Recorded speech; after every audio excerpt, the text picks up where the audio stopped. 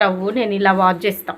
Vim scrub, Vim సోపు scrub పెట్టి ఇలా ఇలా వాష్ చేస్తా. అవన్నీ తీసేసి చూస్తున్నారా, ఇలా స్క్రబ్ విమ్ సోప్ కానీ విమ్ డ్రాప్ కానీ ఏదైనా కానీ ఇలా వేస్తా.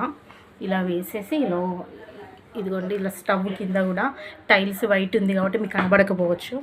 ఇక్కడ కూడా ఇదంతా వేసేసి క్లీన్ చేస్తున్నా. మొత్తం ఇలా చేస్తాను నేను. నాకు ఇష్టం అనమాట ఇలా నీట్గా ఉంచుకోవడం, నాకు ఇలా అలవాటు. ఇదిగోండి, ఇప్పుడు దీన్ని ఇలా ఈ విధంగా చేశాను కదా, ఇప్పుడు ఇది ఇలా చేశాను కదా, ఇప్పుడు ఇది ఎలా వాష్ చేసినాక ఎలా ఉంటుంది అనేసి కూడా మీకు వీడియో పెడతాను నేను.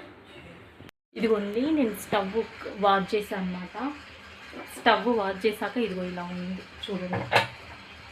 బర్నర్లు పెడుతున్నాను, బర్నర్ అనమాట. నెక్స్ట్ వన్ వచ్చేసి ఇలా వాష్ చేసాను. ఆఫ్టర్ వాష్ చేయడం అయిపోయాక ఇదిగోండి ఇలా చూసారా, నేను ఇలా వాష్ చేస్తాను అనమాట. చూడండి, ఇదిగోండి ఇలా ఈ బ్లాక్వి స్పాంజీతో, అంటే విమ్ స్క్రబ్ ఉంటుంది కదా, స్టీల్ పీస్తో చేయొద్దు.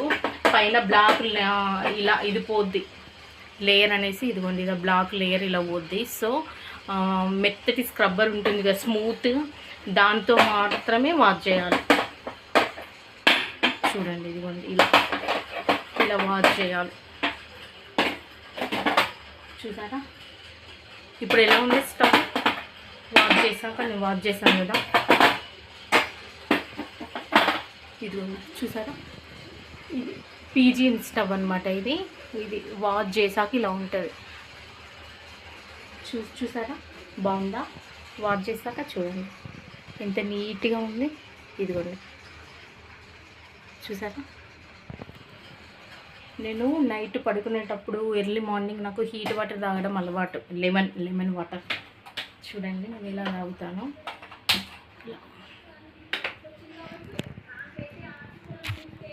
హీట్ వాటర్ లెమన్స్ చూడండి.